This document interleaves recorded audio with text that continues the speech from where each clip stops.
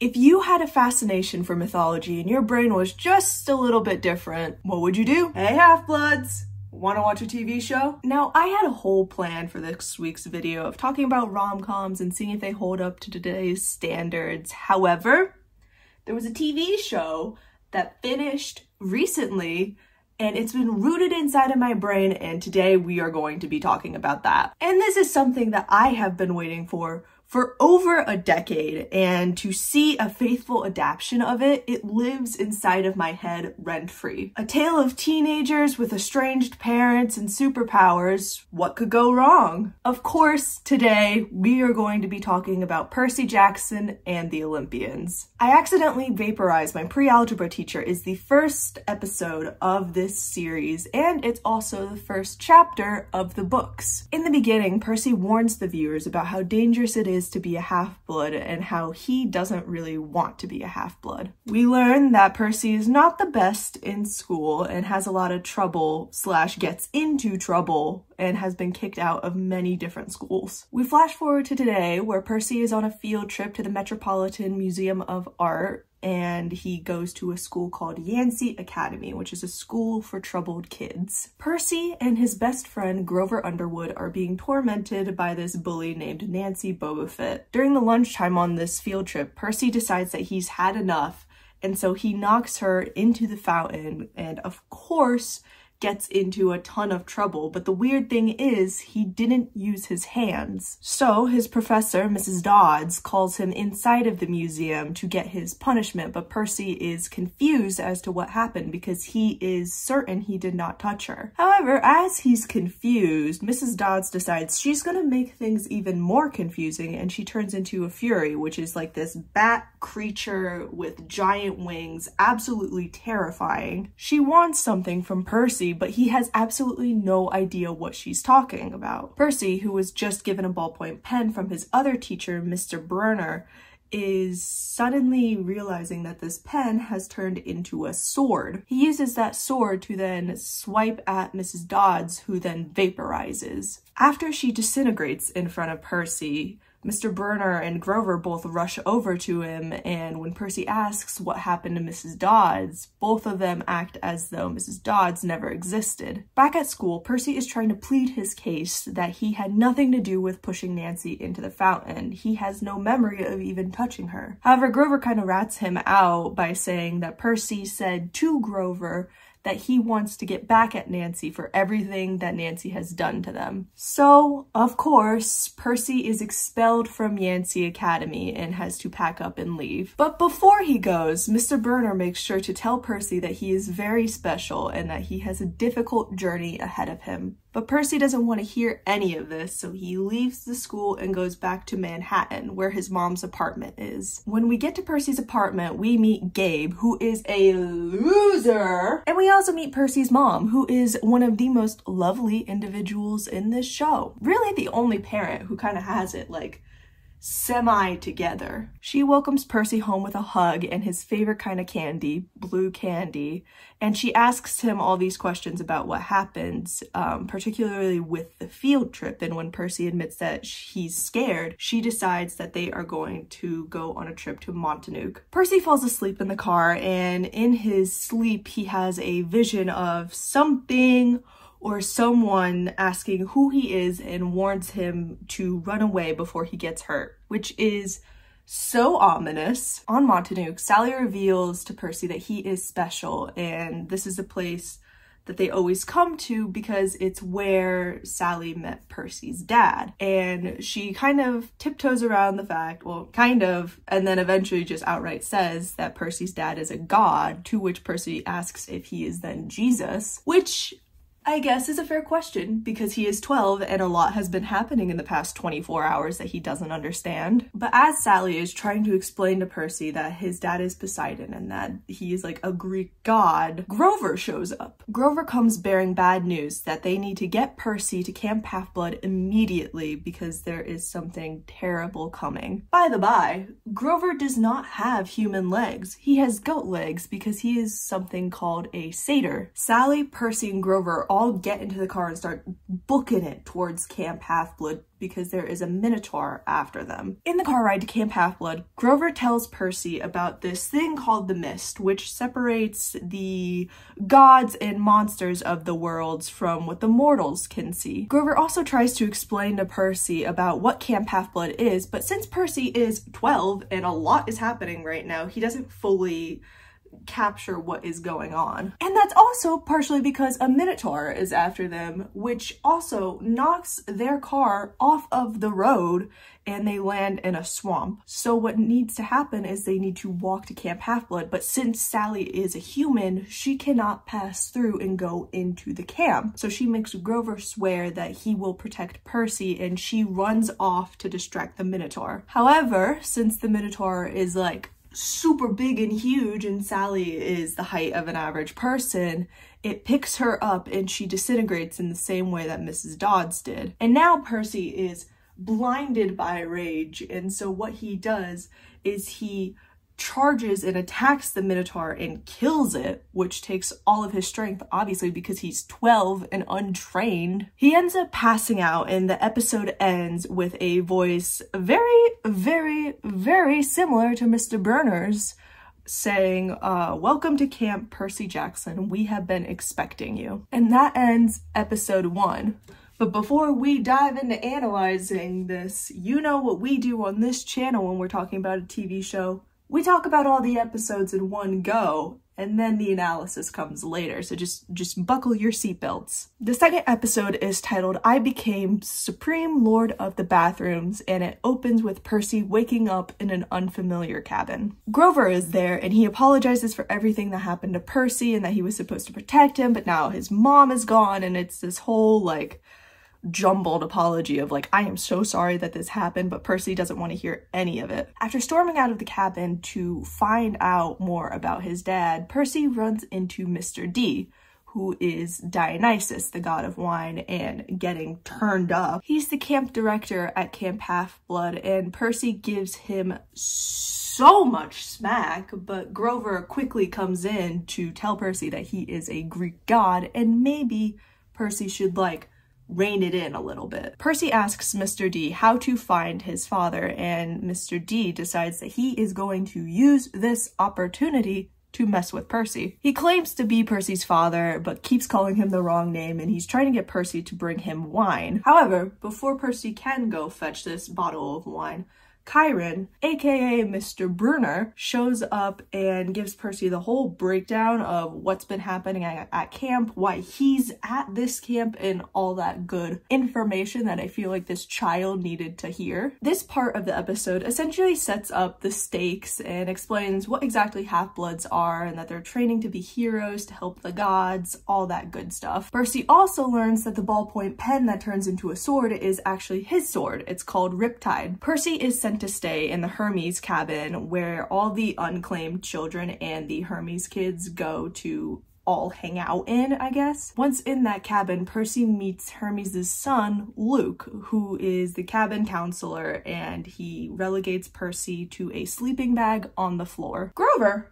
on the other hand, has a much more serious thing going on. He is summoned to the Council of Cloven Elders to explain what exactly happened and why Sally is now dead. But Grover learns that Sally was not actually killed, rather taken by Hades for a reason that nobody really knows. Kieran and Mr. D both make Grover promise to not reveal to Percy that his mom was taken by Hades, at least not right now. In the middle of the night, Percy has another dream vision thing where it is a earthquake is happening and it's shaking and it's telling Percy that it wants justice. Percy then wakes up to find Luke, who gives him all the details about what's happening with the Hermes cabin and his place at camp and how to attain glory. All those things demigod related, which is what Percy is. It's pretty clear that Luke has a lot of power within the camp, and because Percy has shown up and killed a giant monster and now is getting all this attention, he's made quite a few enemies. Clarice LaRue, who is a daughter of Ares, almost immediately starts messing with Percy because of the reputation reputation he has garnered. Nobody at this camp is believing that Percy is the one that killed the Minotaur, which is fair because he has no training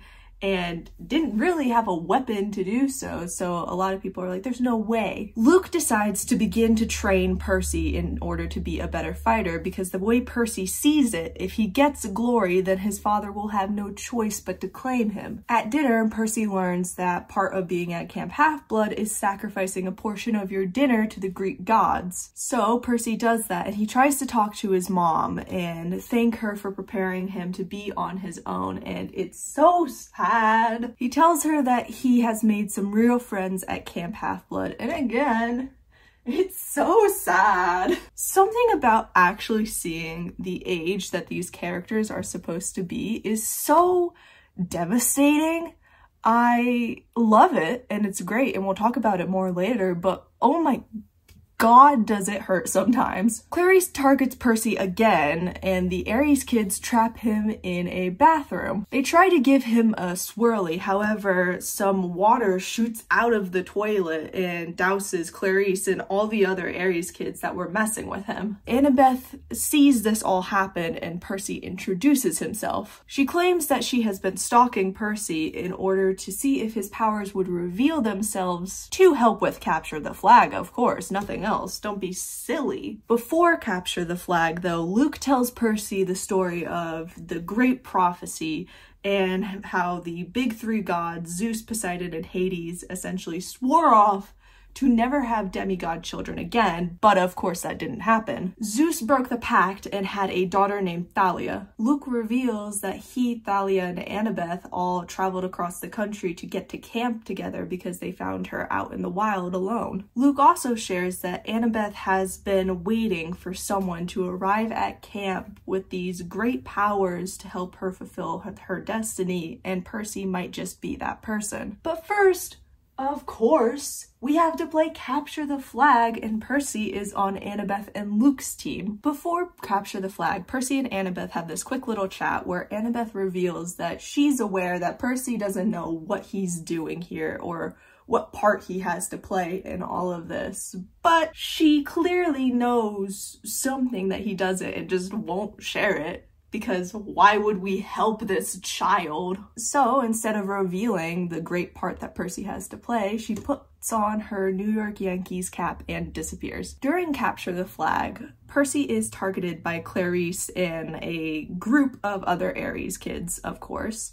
And Annabeth predicted this, and so she's watching invisible, seeing what happens. Percy is all right at holding his own against these well-trained fighter kids. However, he does make a big old mistake. He ends up cutting Clarice's magic spear gifted to her by her father into 2 parts, and that sets Clarice off, and she looks like she's about to murder him. But just in the nick of time, Percy's team returns with Clarice's team's flag, thus making Percy's team the winners. At the end of the game, Percy's pretty beat up and injured, and so what Annabeth decides to do to test her theory is she shoves him into the lake that's nearby, which seems like a crazy bitch thing to do, until we realize that the water is healing him. Everyone in this camp goes silent, and all of a sudden there is this huge glowing trident above Percy's head. He has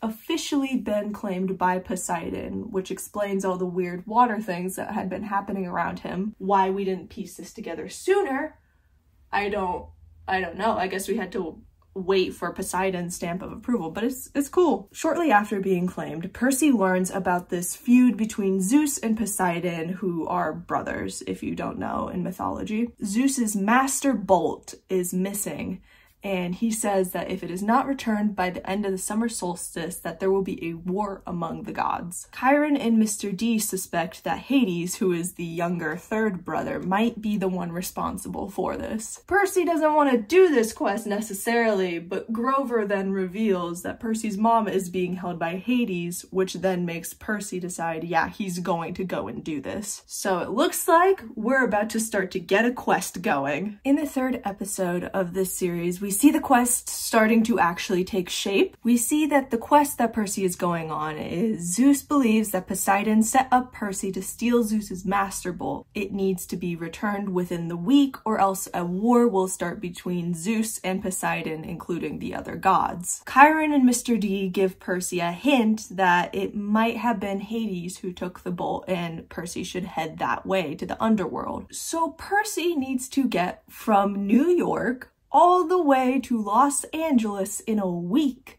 in order to recover a thing that might not even be there. First, Percy takes a trip to the Oracle of Delphi, who is a prophet that will tell Percy what his quest might entail. The prophecy is as follows: "You shall go west and face the god who has turned. You shall find what was stolen and see it safely returned. You shall be betrayed by the one who calls you friend and fail to save what matters most in the end." Not at all a terrifying thing for a teenager to hear, but Percy decides to choose Annabeth and Grover to be his quest mates. Annabeth he chooses because he knows that she is vital to the quest's success, even if she doesn't fully trust her or think they'll be friends. He is, after all, going to save his mom. That is his top priority in this mission. He then chooses Grover, and when he's talking to Luke and Luke gives Percy a pair of winged Converse, Percy reveals he nearly picked Luke but picked Grover because he's just known him longer and trusts Grover a little more. And with that, the quest is on its way. As they leave Camp Half-Blood, Percy, Grover, and Annabeth take a quick pit stop at Talia's tree, which Percy is incredibly rude, but Annabeth quickly shuts him down and puts him in his place. She reminds Percy that all forbidden children, even Thalia, are not welcomed and are in danger. He's not nearly as strong as Thalia, and look how she turned out, so it gives Percy a sense of urgency in protecting his safety. And I love that the quest has barely begun and Grover is already the mediator because Percy and Annabeth have such strong personalities. This trio hops on a charter bus and Percy's grumbling how they can't be flying, to which Annabeth and Grover then remind him again that Percy, who is the son of Poseidon, is currently not on the best of terms with Zeus, the god of the sky. At a truck stop, Annabeth is targeted by the Furies, one of them including Mrs. Dodds, or as she's further known as Alecto. Annabeth is rocking her Yankees cap and lets Alecto know that she knows who she is, to which Alecto says that Annabeth needs to bring her Percy. Annabeth, however, warns Percy and Grover to get off the bus, but in doing that they are attacked by the other Furies. They escape the bus and they make their way onto a secret forest satyr path. After walking for a while, Annabeth decides it's been long enough since she last gave Percy a piece of her mind, so she tells Percy that he needs to start accepting who he is because he's a part of something that is so much bigger than what's happening right now. And Percy gets a little sassy because he has already had close-ish relations with Poseidon and asks Annabeth why doesn't she talk to Athena as much, which is a really personal dig and attack. It's not like this other 12-year-old knows why her mom isn't reaching out to her, but they are quickly interrupted by some food. Eventually, they find their way to a guarded emporium in the middle of the woods run by Medusa, who saves them from Alecto. They take a little tour of the emporium with the promise of a free lunch, which they all accept because Percy sees no threats at all times. Medusa gives them lunch, and over lunch she offers her story of what happened to her, which includes Athena and Poseidon. Athena punished Medusa for having an affair with Poseidon, and Annabeth quickly tries to disagree and challenge that story. She said that her mother is just, but Medusa is offering a completely different story. This lunch is starting to take a turn, and Annabeth and Grover realize that they need to get out of there, and Medusa is trying to charm Percy into staying and into helping her. But Percy manages to keep a level head. Medusa reveals her eyes and tries to turn the children into stone, and there's this huge fight that breaks out, and Percy just barely manages to get the upper hand and slices off her head Percy and Grover and Annabeth have this moment that really, I think, bonds them together, where Annabeth and Percy are, of course, fighting still, and Grover kind of snaps, and he says that he's the one that's been holding the quest together, and both Annabeth and Percy need to tell each other the secrets that are causing this tension between them. Percy admits then he has been withholding the last part of the prophecy that mentions a friend betraying him, and he already had this predetermined judgment of both Annabeth and Grover that one of them would betray him. Annabeth counters this by saying that she could have turned Percy over to Alecto but didn't, and they ended up in this fight because Annabeth didn't want to turn in Percy. Percy, because he's so level-headed, he decides that he is going to mail Medusa's head to Olympus as a trophy or something, and he wants to give it specifically to Athena because of her beef with Medusa. The episode ends with Hermes coming, and he takes Medusa's head to Olympus via the Empire State Building elevator. The fourth episode of Percy Jackson and the Olympians begins with Sally trying to teach Percy how to swim. Percy doesn't want to do it, and he's a little scared and nervous, and she's trying to encourage him that he needs to learn how to do this. The vision and dream then shifts into a desert, and again Percy is all alone. The voice warns Percy that a forbidden hero attracts doom and that she is coming, which is very ominous. Percy wakes up and he has a moment with Annabeth where they don't actually argue in it. It's pretty nice. Percy asks Annabeth about what happened to Thalia, and Annabeth starts to reveal this sore spot. This is one of the first conversations where Percy begins questioning the gods and his place in this new world and the way that gods withhold their love from their children because of how Annabeth talks about her story with her mom. She reveals that she was a gift to her father from Athena, and that for a while it was great until her dad met another woman and they had kids together. Annabeth, who was pushed out of her house at the age of 7 years old, had to leave home and travel to Camp Half-Blood where it was safe for her and where she could have a family. And it is just so devastating to see tiny Annabeth being pushed out, and again to contextualize just how young she was when all of this was happening. It is devastating. We're going to talk about it more later, just to keep a pin in that. And she tries to urge Percy to reconsider his stance on the gods, but Percy is pretty set in the idea that the gods kind of suck. So Percy, Grover, and Annabeth all get on a train to Los Angeles. It is this cross-country trek, and of course, because this is too simple of a solution, trouble happens. While riding the train, the trio are questioned by the police because they have been accused by another train passenger that they destroyed an entire train car. And it was not the trio, obviously. It was someone or something else that tore the train cabin to shreds. This mysterious woman has a conversation with the heroes where she reveals that she's the mother of all monsters, also known as Echidna. She even brought a little monster with her, which is a chihuahua. However, we quickly learn it's not actually a chihuahua. That would be too easy. Echidna reveals that she has been stalling for her little monster to pick up Percy, Annabeth, and Grover's scent, and she warns them that they should start running as a tentacle shoots out of the little chihuahua dog carrier and stabs Percy. Annabeth stabs the monster in retaliation, and the three of them start fleeing off the train. After seemingly escaping the monster, the trio find their way at the St. Louis Arch. The Gateway Arch is a tribute to Athena because of its architectural design. It's also allegedly supposed to keep them safe from monsters because Athena will supposedly keep them safe there. On their journey through the arch, Percy and Annabeth have another conversation about the gods. Percy is upset that his father never chose to have a relationship with him, while Annabeth is in the same boat, but they handle this issue very differently. Percy, on one hand, isn't ready to forgive Poseidon, and he doesn't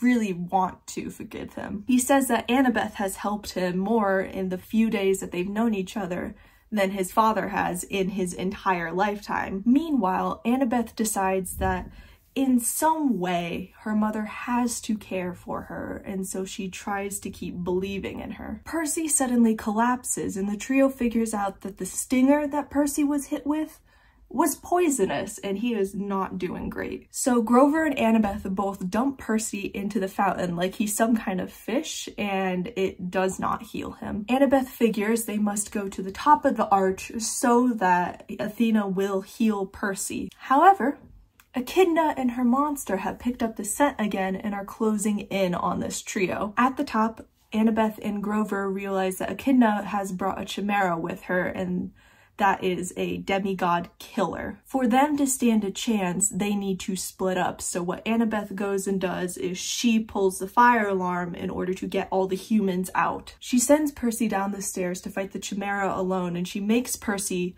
promise that he'll continue to find the quest to find Zeus's Master Bolt and to find the underworld. Percy reaches to give her Riptide in order to defend herself, and as she goes to take it, Percy pulls Annabeth behind the door and trades places with her and locks her out. He faces the chimera at the top of the gateway arch as Echidna watches it. Percy dodges the chimera's fire, however Echidna blows a hole in the side of the arch and Percy ends up falling through. He is now just falling towards the ground, however the Mississippi River reaches out and grabs Percy before dragging him under. It was Percy's father who helped with the aid of Nereid. She begs Percy to breathe underwater, and he does, which is where the episode ends. The 5th episode begins with Annabeth and Grover both waiting around the gateway arch, and Annabeth sees the Furies cut a single piece of thread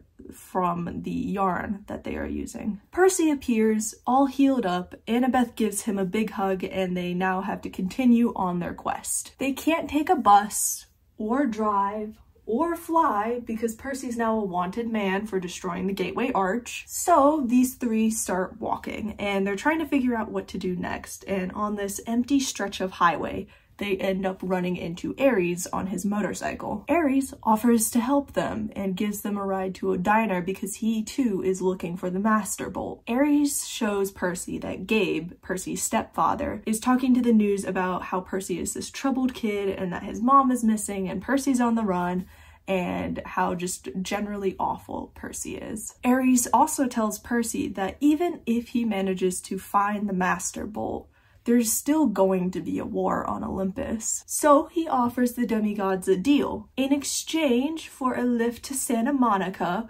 what's going to happen is that Percy and Annabeth must retrieve Ares' shield from an amusement park up the road. Ares keeps Grover as collateral, which Grover is more than happy to stay behind. However, Grover is also a crafty little guy, and he realizes that Ares probably has ulterior motives to helping. He figures Ares might know something about where the Master Bolt might be hidden, and so he decides to stay behind in order to see what Ares knows. At the amusement park, Annabeth quickly realizes that it was built by Hephaestus. They don't know why exactly they're at this specific amusement park, but they don't question it too much. Percy and Annabeth begin to speculate about why Ares would be at this specific amusement park, and they then realize that Ares and Aphrodite are lovers, but Aphrodite happens to be also Hephaestus's wife, so they assume that that's why the shield is here. It's a sort of trap for Ares to fall into as vengeance for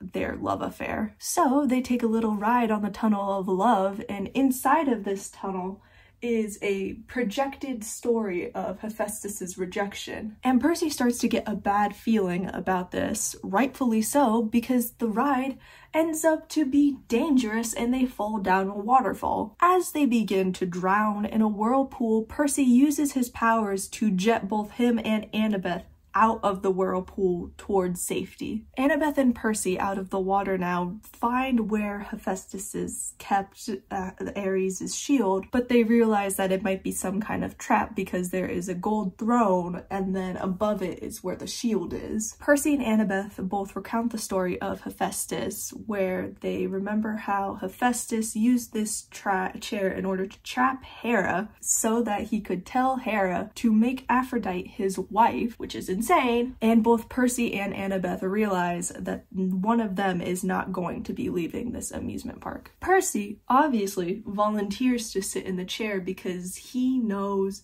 how accomplished Annabeth is and that Annabeth and Grover both will be able to finish this quest together. Percy climbs into the chair and there's this mechanical whirring as he is covered in gold and cannot move anymore. The shield falls to the ground and Annabeth picks it up, seeing Percy now as a gold statue. However, this trap does not last for that long. Annabeth tries her best to reverse engineer the machine to try and save Percy, and Hephaestus appears. He tells Annabeth that it cannot be reversed by anyone but him, and he references that Athena is very displeased with Annabeth's actions lately. He says that if Annabeth leaves the shield and finishes the quest, then Athena will be proud of her again. And then Annabeth manages to dunk on a god by saying that power and glory are not everything.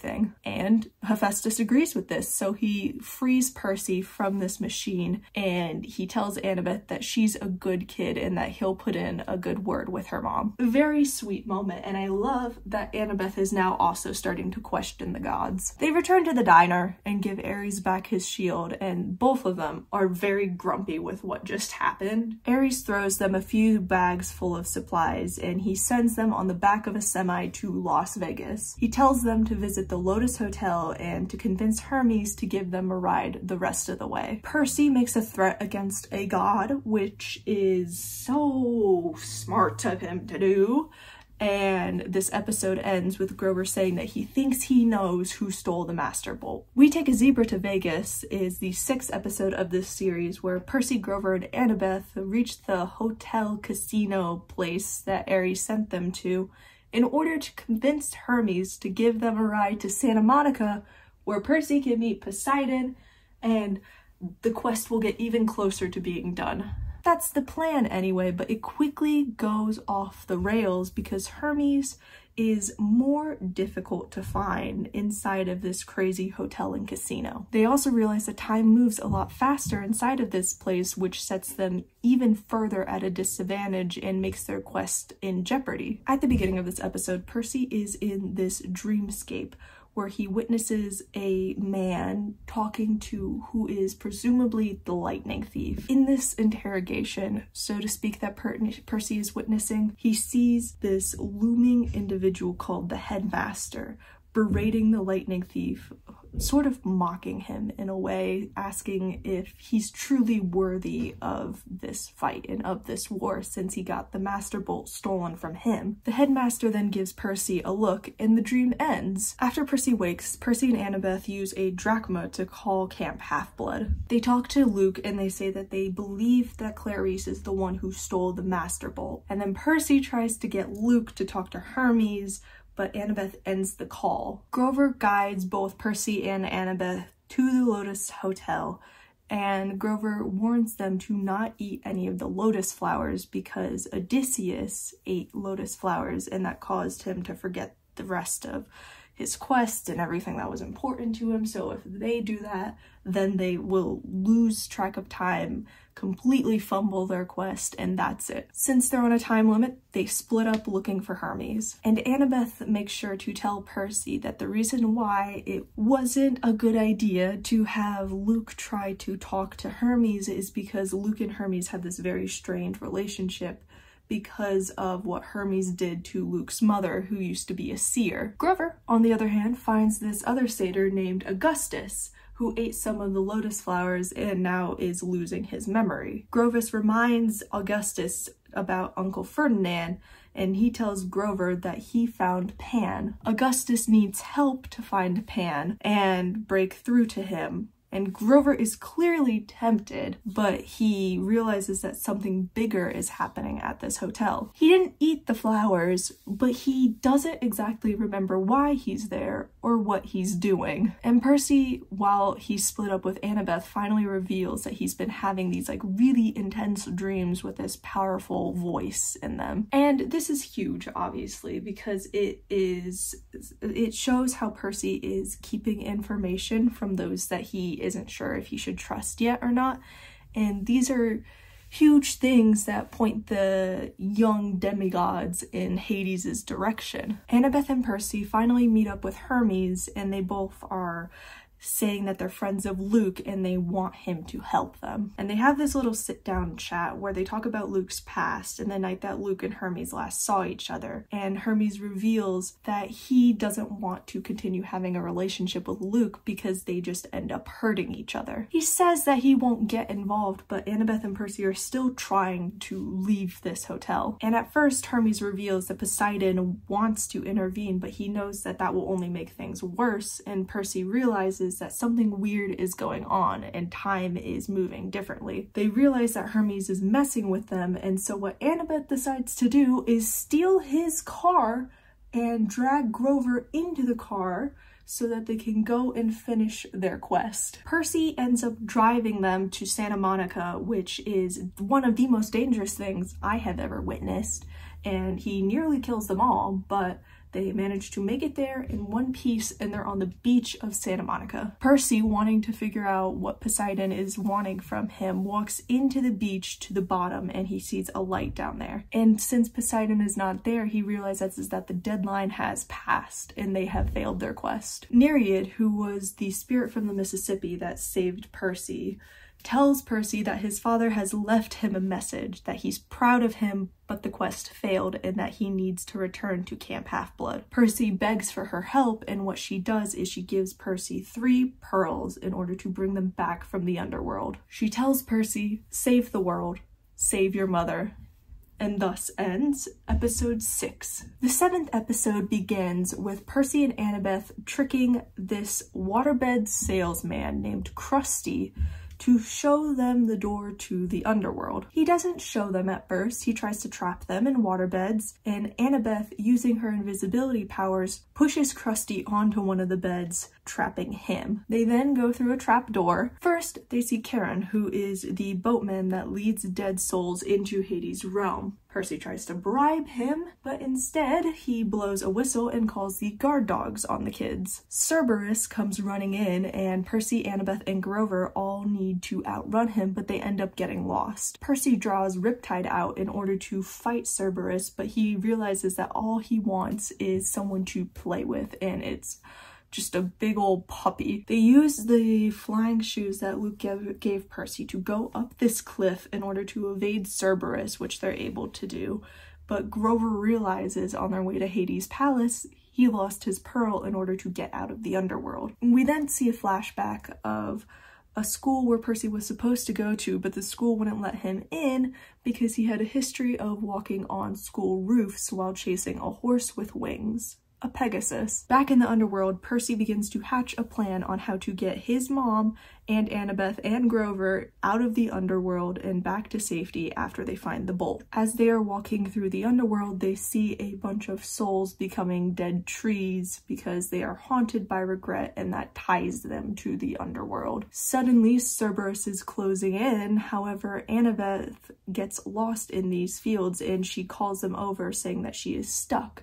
She's bound by some kind of regret and tells them to keep going, and she'll use the pearl in order to get out of the underworld. Finally, Grover and Percy reach this desert thing that Percy kept seeing in his dreams, but he doesn't fully realize that that is the dream desert that he's seen. Grover's flying shoes malfunction, causing him to be dragged into this giant pit, and Percy uses his sword to stop them from fully falling into it, and the shoes end up getting knocked off and falling into the pit. Percy finally falls and lands on something in his backpack, and when he opens it up, he realizes that the Master Bolt was inside of this backpack. Percy realizes that this backpack wasn't one that was given to him, but one that Ares threw at them. He realizes that they can leave now with the bolt, but they still need to save Percy's mom, so they continue to Hades' palace. There's another flashback where Percy asks his mom why she's trying to get rid of him so badly, and he says that he would never do that to her.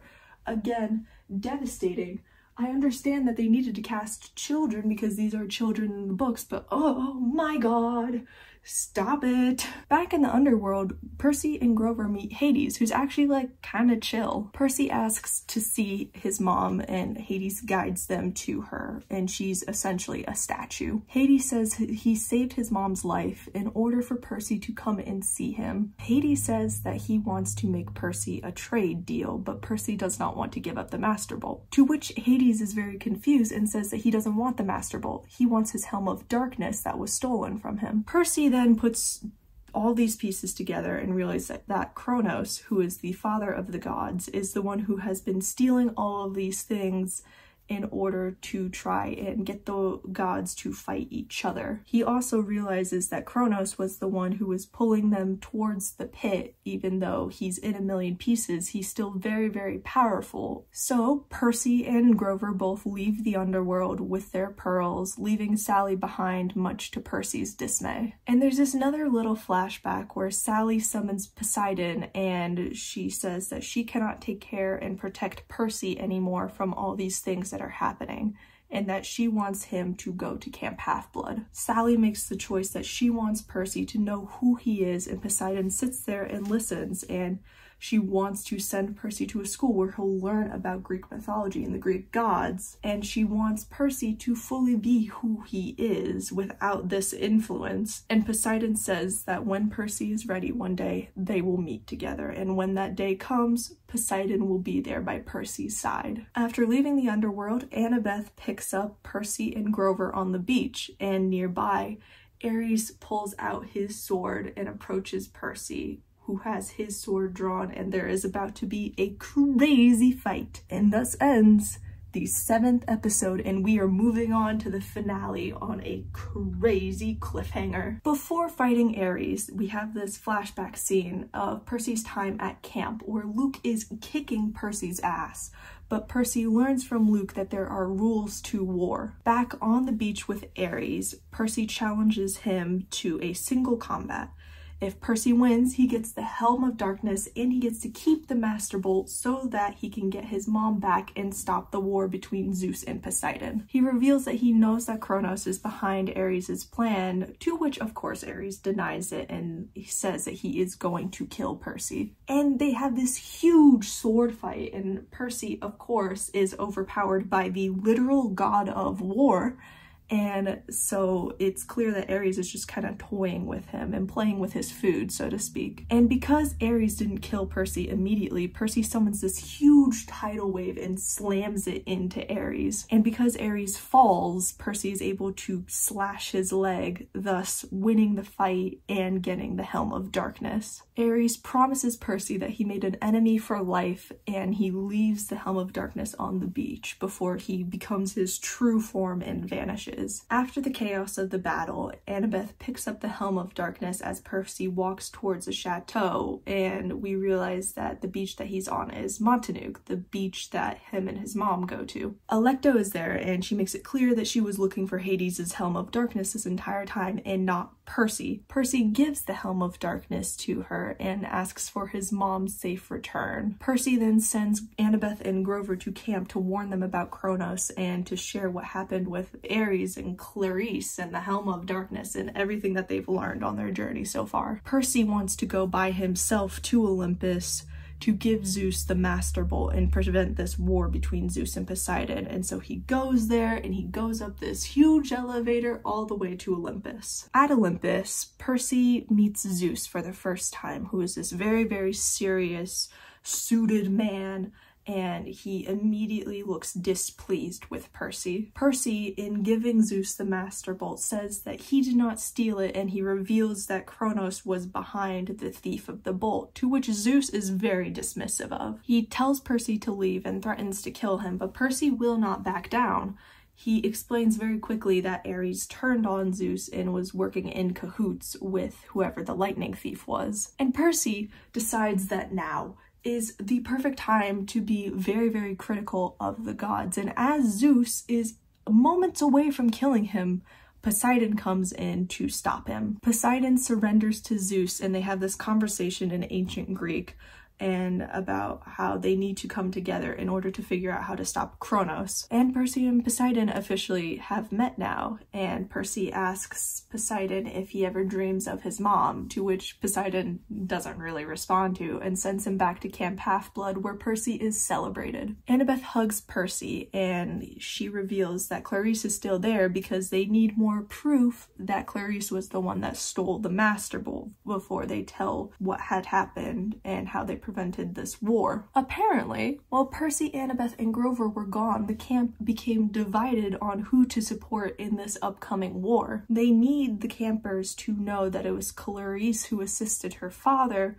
but they need more proof in order to show the campers that that was what happened and that they can pin it on Clarice no matter what she says. A celebration begins for Percy, Annabeth, and Grover to celebrate the fact that there is no longer going to be a war, and Luke decides that he needs to pull Percy away in order to talk about how they are going to get more evidence that Clarice did it. And Percy's starting to realize that the last part of the prophecy, the part about him being betrayed by one he calls friend, hasn't happened yet. At that moment, Percy starts to kind of put these pieces again together and realizes that Luke was the one that betrayed him. Luke gave Percy the shoes that almost dragged him towards Tartarus, where Kronos was. Luke was the one who stole the bowl. He's the one who betrayed Percy. Luke reveals that he is trying to recruit Percy in order to fight against the gods. His sword Backbiter has the ability to open a door out of camp, and he asks Percy to leave with him. Luke reveals that Kronos was the one who opened his eyes to the truth and that they're going to bring the golden age of gods back, but Percy does not want that and does not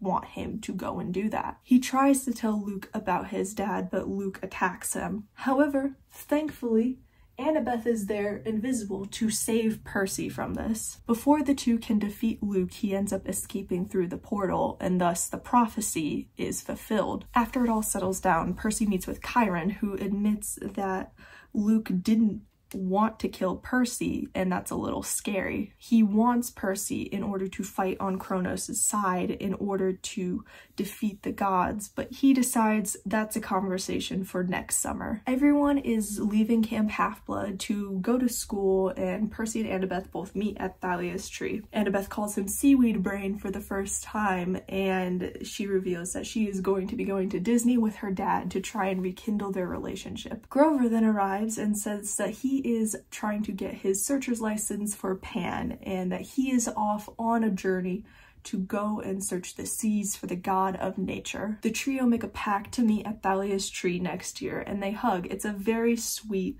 little moment, and I love it. Shortly after all of this, Percy returns to the chateau at Montanouk, and he finds his mom there alive. However, that was all a dream. Actually, I got you guys. Kronos then arrives in the chateau, and Percy tries to kick him out of the dream, but Kronos reveals that Percy is the key to Kronos returning. And then we are back in Percy's apartment, and Sally is there. For real this time. She's back, she's alive, and she knows all about Percy's nightmares with Kronos. Percy withholds little bits of information, and he doesn't want her to worry too much, so he chows down on his blue pancakes and he's off to school. And before we fully wrap up this show, there is a post-credit scene. We get Gabe, Sally's ex-husband, because she's served the divorce papers and doesn't want anything to do with him, changed the locks on his apartment, he's gone. Gabe is on the phone with lawyers trying to break into the apartment when he finds a package outside of the apartment. It's addressed to Percy Jackson from the gods, which Gabe scoffs at and he opens. We hear some shifting inside of the box and Gabe gets turned to stone. As we find out, the gods sent back Medusa's head in order to get Percy, but they got Gabe instead. So that wraps up season 1 of Percy Jackson and the Olympians. And like I said in the beginning, this is something that I have been waiting for years, a faithful adaptation of the books. So let's talk about how successful this show was. When we go about defining the success of this show, it's interesting because it didn't have a box office release. It went straight to streaming services. But I'm sure it's no surprise to hear that the show was incredibly successful. In the first 6 days, this show had gotten 13.3 million views on Disney Plus and Hulu. Later, after 3 weeks, Disney had announced that it had got 26.2 million views. The second through the fifth episodes all amassed 10 million views each 7 days after their release. It's got a 7.2 on IMDb with over 27,000 reviews, and it is the 5th most popular TV show on the website. On Rotten Tomatoes, it's got a 92% on the tomato meter, and it's got an audience score of 81%. Broadly speaking, people love this show, but why do they love it so much? When I was a kid and I was reading the books and imagining this world, I loved the idea that there was a place where kids like me who had riddled with ADHD had a place where they could go to, and there were other kids that felt the same way and had the same life experience. Feeling as though that there was a place that I could finally fit into was what I loved most, and I think what I was drawn to most growing up. Rick Riordan did an amazing job at capturing what it's like to feel like an outcast as a kid, just because you don't act the exact same as the other kids around you. And as an adult, I have fallen in love with what Rick Riordan has been doing with retroactively adding diversity and representation into his stories after being called out for his stories being just white people. It's not like the false representation of J.K. Rowling as added to her stories, but rather you can tell that each character's casting decision was made based off of the personality that the actor could capture. Phenotypes mattered so much less than the personality of the characters when it came to casting this show, and Rick Riordan took that and ran with it. For the most part, none of the characters in this show look like their book counterparts, but their personalities indicate who is who, and they capture that essence so well. All of these actors do an incredible job at capturing who their character is, and they do it so well that it doesn't matter that their hair color isn't the same as it was in the books, because that is the character. And like we've talked about on this channel before, representation and giving everybody a chance to see themselves on the screen is such an important and validating thing that I think needs to be done more, especially in stories like this. When it came to casting this show, I think Rick Riordan took that into consideration, where he wanted to show all the many different types of characters in many different ways instead of how he wrote the books originally. He'd rather show an eclectic group of kids that were all very good at capturing the personalities of his characters rather than being so dead set on trying to make them look like their book counterparts. And I think that that's where we can look at the success of this show and why it has had such an impact on our culture, where I think a lot of us, when we were younger reading the books, we ended up loving this very safe seeming world of gods and mythology and how interesting all of that is, while also capturing a safe space for neurodivergent individuals. And I think Rick Riordan has been able to move and shape his story in a way that reflects the inclusivity and diversity that stories have been moving towards. Like I've said, it's not a perfect world, and there is still a lot of work that needs to be done in capturing inclusivity and diversity, but I think Rick Riordan is one of those writers that is actively trying to put in the work to do that. And of course, there's more reasons that we can look at as to why this might be successful. It's a great story. It's got good fight scenes. It's great for all ages. It's a good, solidly set story. But I think the inclusivity of the story that we're moving towards is one that is being appreciated by audiences. And while we're on the topic of the story, I know that there were changes that were made to this telling that were different from the books. Trust me, I am aware. I own all of the books. I've read them numerous times. I know that it is different than the books.